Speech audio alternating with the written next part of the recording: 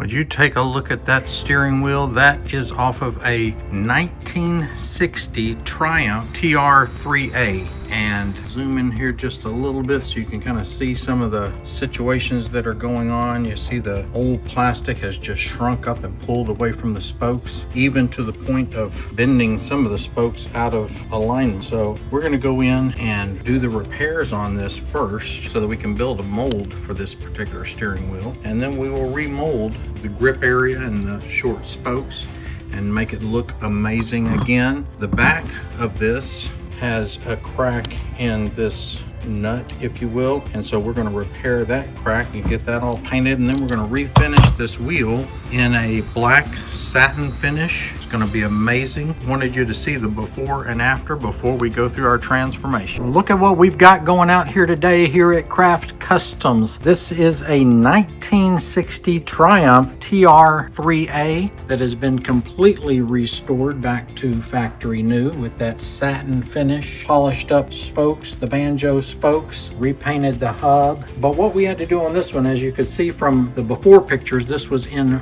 really bad condition. So we had to rebuild the steering wheel a bit and patch the missing chunks and that kind of thing, and then build a mold so that we could remold this wheel. So it has been remolded, repainted, refinished back to factory new, and is going to last this customer for many, many years. The plastic that we use on these is different than the original plastics. It is a more modern technology plastic that is made to handle high heat, extremely high heat, and to be able to handle impacts as well as flex a little bit, because the metal in these steering wheels moves with the temperature variances at a different rate of speed than the plastics. So anyway, we've taken all that into consideration as we restore these gorgeous old steering wheels back to factory new, and that's what we do. Reach out to us at craftcustoms.com, where you're going to love what you get. We guarantee it.